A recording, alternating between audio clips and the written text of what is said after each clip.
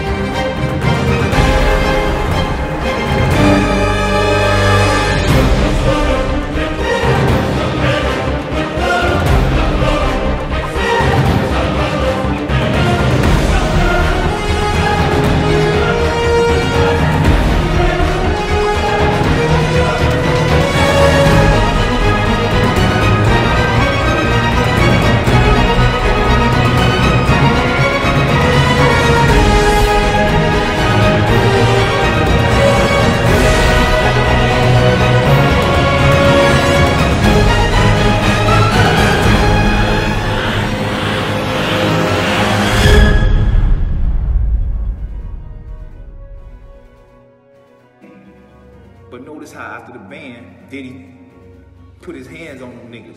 A few months later, oh, he wanna be there because he wanna, that was a spit in my face because me and him know what happened. Me and him had the conversation inside the office. I know what we're supposed to take though.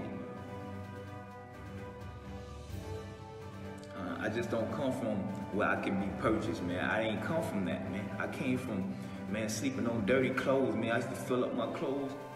Hello everyone, and welcome back to your boy Sean Davey Way. Like and subscribe if you have not already. I appreciate your continuous support. Thank you, thank you, thank you.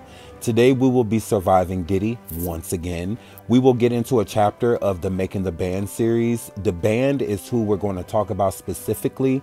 Freddie P and other people that were a part of the Making the Band process. And if you don't know what Making the Band is, we're going to get into that a little bit too, just for the people coming in that have no idea what we're talking about. So we're going to get into that background a little bit, tell you how they got to where they got to, and a lot of the mistreatment that they had to undergo under the hands and guise of P. Diddy, better known as Diddy. So I won't hold you any further. Let's get right into Surviving Diddy, the band. The Band was an American hip-hop group put together by Sean Combs. The group's story was documented by 3 seasons of MTV's Making the Band 2 reality series. During the preliminary period, 40,000 participants auditioned for a place in the group, but Diddy narrowed it down to 6 artists. For several weeks, the group was subjected to vigorous and sometimes demeaning tasks, including walking from Midtown Manhattan to Brooklyn to purchase a Junior's cheesecake for Diddy, in Ness's battle with the Harlem rapper Jay Mills. Their first album, Too Hot for TV, was released September 2003. People assembled a group called The Band, whose band members included Sarah, born June 1st, 1977, a Port Huron R&B singer; Dylan, born Dylan John, on February 8th, 1980, a Brooklyn reggae vocalist / MC; Choppa, young city, named Kevin Barnes, born on January 12th, 1985, was a New Orleans MC; Babs Bunny, born Lanice Wiley in 1979, an MC from Brooklyn; Ines, born Lloyd Mathis in 1977, an MC battle rapper from Philadelphia; and last, Freddie P, born Frederick Watson, November 24th, 1981, a Liberty City, Miami, Florida, MC. October 19, 2002 will be a date that is engraved in these people's mind for the rest of their lives because it's the day their life changed forever. Making the Band filmed for 3 seasons. It filmed when they got chose, and it also filmed what happened after they got chose, meaning making their album, among other things. It aired for 3 seasons, finishing up on April 29, 2004, and it's centered around the musical group, The Band. And they filmed all around Manhattan, and it was The designer and the visual artist that was behind making the band was Ron Norsworthy, which he's really popular now. So shout out to him because he kind of got not necessarily his start, but kind of put on the map by, you know, filming them. So shout out to him for that. And the group came out with their first album in September 2003, and the album was called Too Hot for TV. The single that did major for them, or actually put them on the map, was the song Bad Boy This, Bad Boy That. I heard it on the radio often, so I got a lot of radio play, and people were kind of infatuated with this group. It was a big thing, adding rap and R&B and, you know, reggae and so many different forceful impacts, and especially from different parts of the world. You have a rapper from Florida, you have a rapper from New Orleans, you have rappers from New York, you know, so it was great. It was an awesome idea to put these people together, and the fans definitely agreed because the album Too Hot for TV was certified gold, and it sold over 600,000 copies. So in 2003, selling over 600,000 copies, being a group that just came out of nowhere, is amazing. That would be amazing even still to this day. A lot of artists can't sell 600,000 copies of anything, so even streams. So shout out to the band because they were very successful, and that's why a lot of people state that Diddy set these groups up for failure, and we will get into that too. Now, we will get into the rise and fall of the band later, but as much as Diddy added complications to the group also made their own complications. There were a lot of fighting, there was a lot of arguing between the group, a lot of disagreements, which is expected, but when things start to get physical, extremely physical, that's when things start to get side-eyed. So on this reality show, Ines and Freddie P, they had a pretty toxic relationship. But with it being toxic, it turned into physical, it turned into violent. So let's get into how the band kind of dealt with one another and why they made it hard for Diddy to be able to push them as mainstream artists when you were dealing with this type of behavior in the background. Respect me like that no more, homie. Disrespect you. What you gonna do? What you gonna do? I'm gonna break that. Break my now. Break my now. Come on, let him in here. Let him in here. Why y'all? Yeah. Right here. I'm right here too. Right here.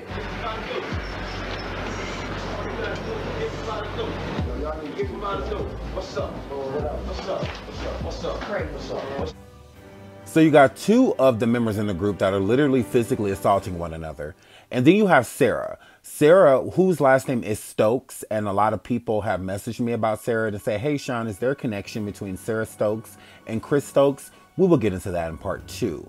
But Sarah Stokes and her husband, they kind of added a lot of complications to the group as well.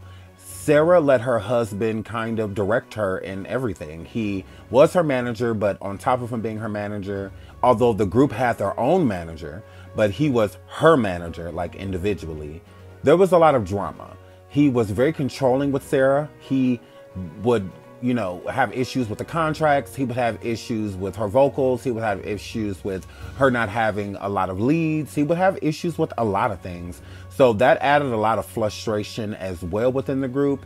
And people started to speculate and think that Sarah was she was already being obviously publicly controlled by this man, but people thought it was a lot worse. They thought that there was other things going on because of some things people saw visually on Sarah, like allegedly bruises and things of that nature. And on top of that, Sarah was very quiet, very passive around her husband. She kind of, once again, just let him take the wheel, like it was his career instead of hers. She's the talent, but he's everything else. So a lot of people side-eyed that, and that became an issue with Diddy and the producers of even MTV of making the band, because he wasn't even a contestant or anything like that. He wasn't a part of the group, but he was in a lot of filming, especially with Sarah. So he was definitely a clout chaser. He wanted to be seen. He wanted people to know that, you know, I'm a part of this. So, but where there's smoke, there's fire. Let's get into what happened after the band with Sarah and her husband. Tony shows up. I'm like, oh, here's Ike. Once again, real quick side note, going back to what Babs said, this was like a premonition, you know, of Babs basically saying, like, I know what type of situation this is. I know what type of relationship she's in. And this happened years after the band was over. So this did not happen during filming with Sarah and her husband. This happened years later. So pay attention to that. Sarah Stokes gets arrested, further tarnishing the legacy of the band. As great as making his band is, it can be compared to making the band 2, which focused on Diddy trying to put together a rap group that ended up being called The Band. Sadly, one of the group's members found her way into the news today, and it wasn't for something musical. Sarah Stokes was arrested for stabbing her husband in a domestic incident in their California home. Tony shows up. I'm like, oh, here's Ike Turner. So if you listen to Babs, Babs states that, S-H-I-T, here comes Ike Turner.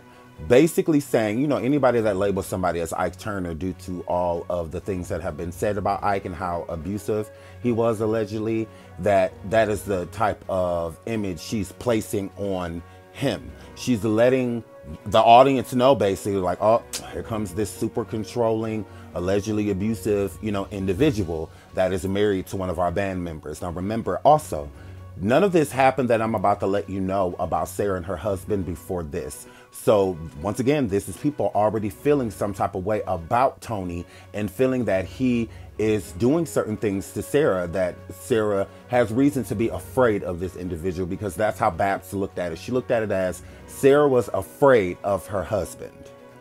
That was just one altercation between Sarah Stokes and her husband, but there was a second altercation, so let's get into that. Here we go again. Sarah Stokes of The Band gets choked out by her husband. It's 2.5 years later, and these two are still going like Ike and Tina Turner hard. Remember Sarah Stokes of Diddy's The Band? Her husband Tony recently got arrested for DV, after Sarah was arrested 2.5 years ago for the same thing. It's beyond me why these two remain in this obviously unhealthy relationship. Even years ago on MTV's Making the Band, the rest of the group called Tony Ike Turner. Apparently, ish hasn't changed because Tony was arrested last weekend for allegedly choking and beating Sarah after a dispute. Said dispute happened when last weekend at a friend's house, Tony accused Sarah, who is the mother of his kids, of being with another man. TMZ reports that Tony was arrested for simple battery and was released the next day on a $2,000 bail. What Mr. Tony has to say about all of this, his quote, "Everybody speculates and blows things out of proportion. It's a crazy kind of life.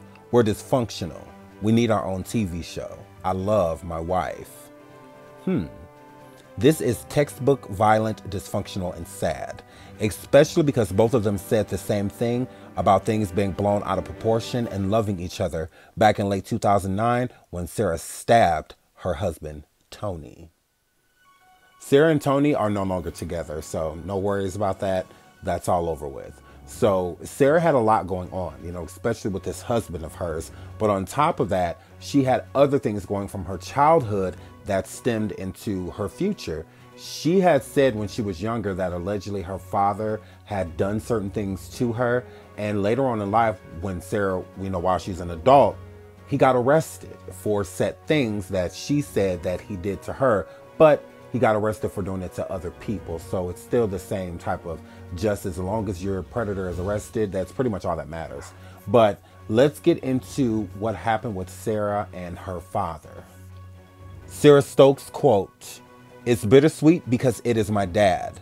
Reality show star and singer speaks out after her father, who molested her when she was a child, is sentenced up to 30 years in prison. Last year, Michigan-born Sarah Stokes detailed how she had been SA'd by her own father at the age of 2. Reality star and R&B singer Sarah Stokes says she's torn after seeing her father sentenced up to 30 years in prison on SA charges. J. Christopher Miller, 63, pleaded guilty in April to 2 counts of first-degree criminal SA conduct involving a minor under the age of 13, and a single count of second-degree criminal SA conduct on the second offense. He was sentenced on May 22nd to 10 to 30 years in prison on the first 2 counts and 10 to 15 on the second-degree count. He will be 82 years old before he is up for parole on November 8th, 2036. Sarah Stokes achieved fame in Last year, she spoke out to the Detroit Free Press to detail how her father SA'd her at a young age. She says she wishes someone would have listened to her after she was abused as a kid so that he wouldn't have gone on to do it to another child. Her quote, "When I spoke up and said he did this to me at 12 years old, When he did this to my friend, nobody did anything, Stokes told Free Press on Sunday. And then I also said it again at 16 that he had SA'd me and nobody did anything. So if they would have listened to me and actually investigated that, this young little child would have never experienced that or anybody else that he possibly did it to but never got caught. It hurts me that it took this long for him to finally face the consequences of his actions and that someone else had to be hurt. I'm happy he is off the streets for that, but it's bittersweet because it is my dad. I just hope that he would have gotten the help he needed before all of this. She added, in a way, it set me a little bit free that now everyone can hear him say that he really did this to me. But then it also was hurtful because he never acknowledged that he did it to me. So Sarah, the singer of the band, was arrested for an incident that happened between her and her husband. Allegedly, there was, an incident that occurred between the two of them. She felt the need to have to go to certain extremes to be able to protect herself, to make sure that she and her children were safe, allegedly. So a lot happened, when it came to this band, and there was a lot going on. And the reason why this story matters is because her husband was on the season. He was there. We saw him often, and he was very controlling. So this incident speaks volumes into watching it, because a lot of people kind of watched Sarah's husband on the show as like a villain. Like nobody really liked him. He was annoying. It always seemed as every time he came around, there was always a problem. We always felt like Sarah did something wrong, which she didn't, because she was really sweet.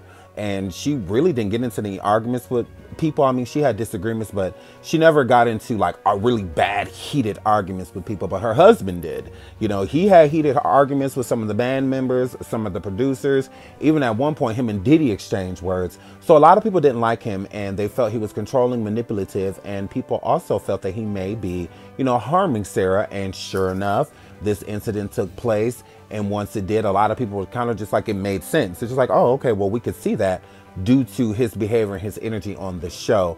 But let's get into some of the highlights of the band. Some of the highlights should be the lowlights, because a lot of things that Diddy was making the band go through and a lot of things he was making them do was very demeaning. And the walk for Cheesecake had to be one of the most demeaning things that he did to them. So let's get into the walk for Cheesecake.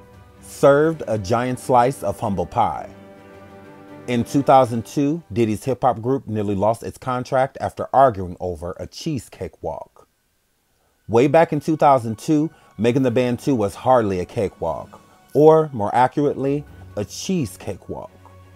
As fans of the show will remember, the band made up of Sarah Stokes, Dylan Dillinger, Frederick Freddie P. Watson, Rodney Chopper Hill, Lloyd Ness Mathis, and Lanice Babs Wiley, thought that winning the show's competition and earning a record contract meant there was a smooth celeb sailing ahead. Big Bossman Diddy, though, quickly cut them down to size. He decides he's hungry for a little cheesecake and chooses the 5 hip-hop proteges as his makeshift waitstaff.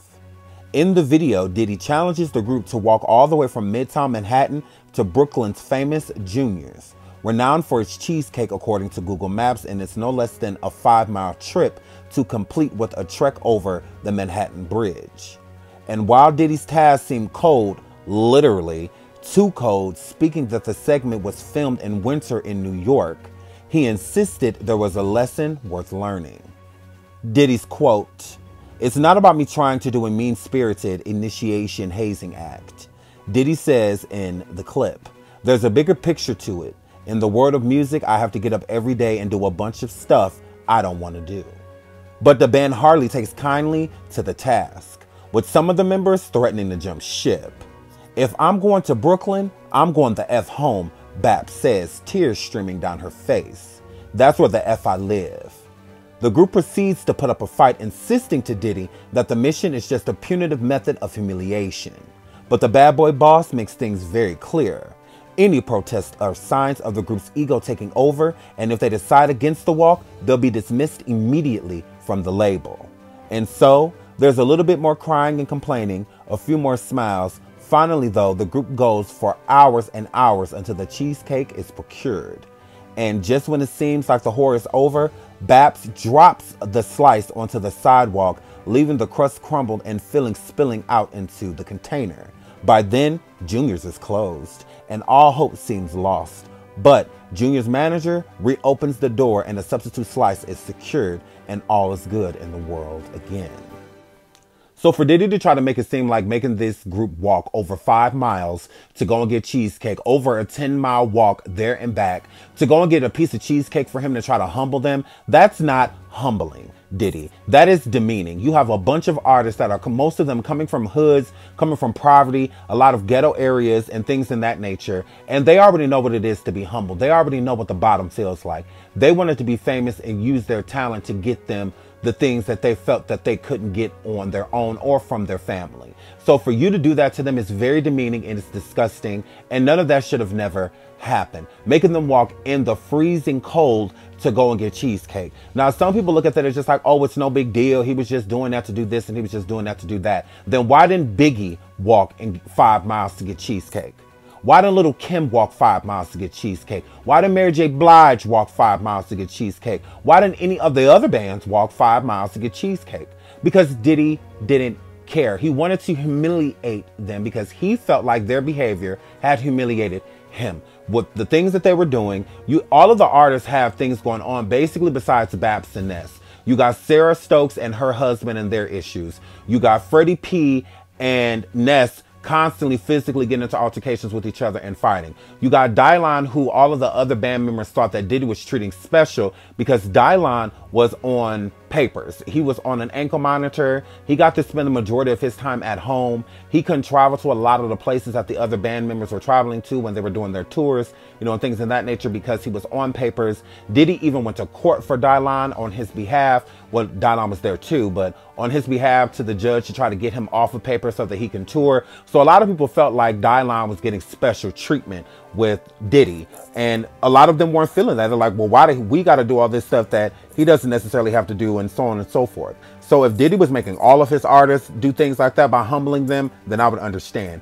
But he only did it to this group of people, which was very humiliating. They already come from the bottom. So treating them as if we need to bring you back down to ground zero. We need to get your nose out of the air. How was their nose out of the air? Their album technically wasn't even out yet. They haven't really met anybody. They're stuck in a house creating music with people that they don't necessarily get along with. They haven't really seen their family or friends, you know, or anything like that. And the seasons went on for about like 2 to 3 years. So it went on for a long time. So they spent a lot of time away from the people that they loved, and they weren't reaping any of the benefits. They're not making a bunch of money. They're not, you know, making enough money even to change their lives or their families' lives. It was very frustrating being inside of that house. And, you know, Diddy just, oh, well, do this and do that and do this and do that. And nothing's ever good enough for Diddy. So that's why it was very demeaning what he did to them. It was unnecessary. It was uncalled for. And it never needed to happen. What does making these people walk 10 miles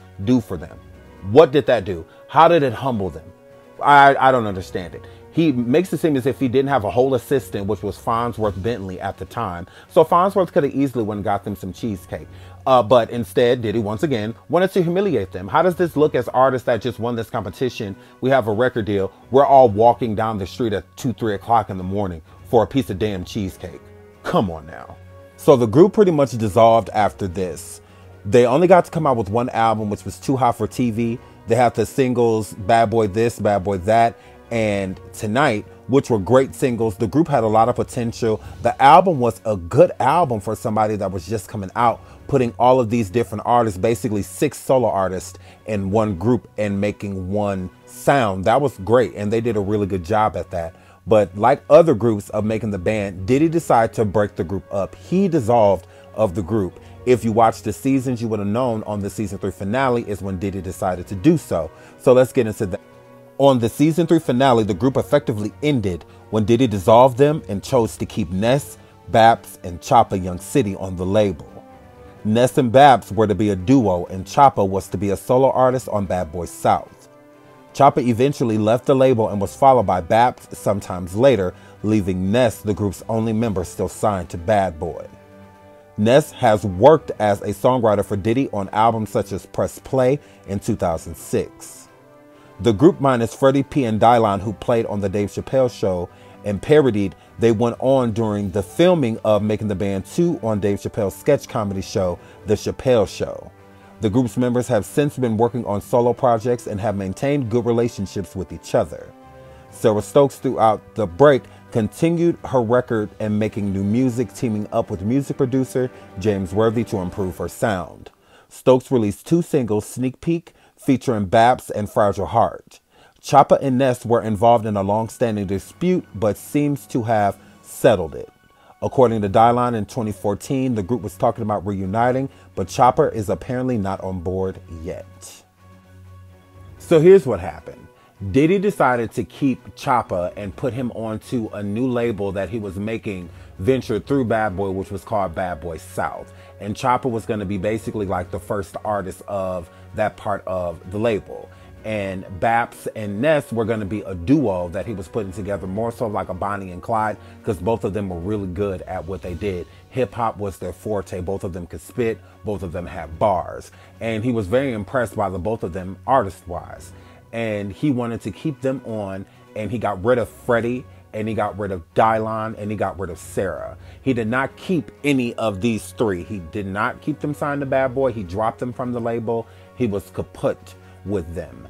And I believe the reason why Sarah got the boot was because of her husband. I believe Freddie got the boot because he was constantly fighting. He was very hot-headed and was fighting all the time. And Dylan just had way too much going on legally. He was on an ankle monitor. He was on basically parole, and he was in a lot of trouble. He had a lot of court appearances and fines and things to pay.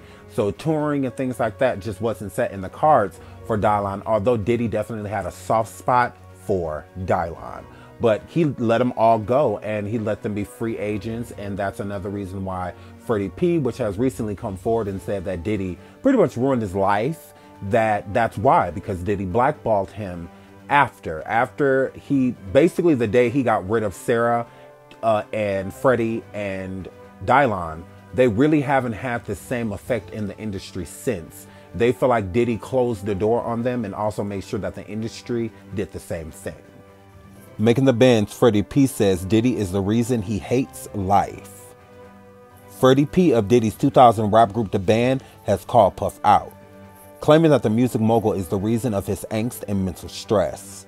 After clips of old episodes of Making the Band 2 began trending on Twitter over this week, with social media users putting Diddy on blast for sending aspiring rap crew to get cheesecake from Junior's restaurant in Brooklyn, Freddie went on IG Wednesday, March 2nd, and shared that he has thoughts of taking his own life due to the distress caused by his experience on the show with Diddy. Freddie P later claimed that Diddy's relationships with Khaled and Rick Ross are because of him.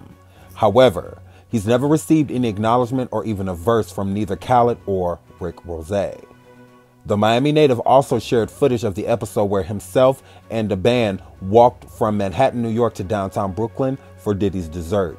He captioned the post, "God knows if I was Diddy, I would have done way more for these kids. Any real ninja would. You just thought I was chasing a dream, then quickly snatched away. Make me never want to rap. God gonna have the last laugh. My talent has given me enough to touch hearts and homes, and it was silenced. You silenced God's plan. Everyone who ever took part will depart horribly from." So Freddie P did a live, and it's about 15 minutes long. And in this live, he states how he's contemplated doing certain things to himself and contemplated just, not being here anymore, not wanting to do it himself, but basically praying for God to take his life, and bring him, to where he is, because he doesn't want to live life anymore, based off a lot of his experiences with Diddy being a big part of it, not the whole thing. I don't think that he's literally saying Diddy is the reason he doesn't want to be here, but I think that the last time he was probably happy, truly happy, when he felt like he was really, his dreams were in touch, was when he was around Diddy, when he was doing Making the Band. And Diddy doesn't realize how much this means to people, especially scraping from the bottom, trying to get to the top.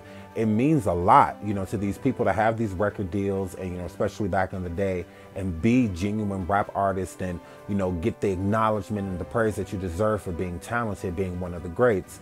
And Biggie definitely inspired a lot of people, and without Puff, we would have never had Biggie. So a lot of people definitely looked up to that. Biggie said himself it was all a dream, and Freddie P was in that same mindset. You know, it was a dream, and as quick as I was living it, it's as quick as it was snatched away. And Diddy, you know what you did. You know what you did to me. And, you know, he's entitled to his opinions, but Diddy definitely heard what Freddie P had to say, and he clapped back. Sean Diddy Combs is responding to the backlash that he received for his MTV reality show, Making the Band, and how he reportedly treated former participants on the show. Former The Band members Freddie P, Babs Bunny, and Day 26 Willie Taylor all spoke out about their underwhelming experiences working with the Bad Boy executive.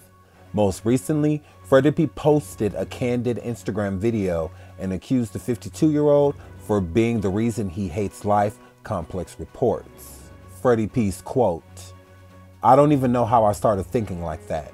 I done had it all and I fell to the bottom. How do you come back from that when you're battling a giant? It ain't got nothing to do with your skill no more, cause your skill is 90% better than any of the ends that's out here right now, and the world knows it. But it ain't your skills. The world is built on relationships."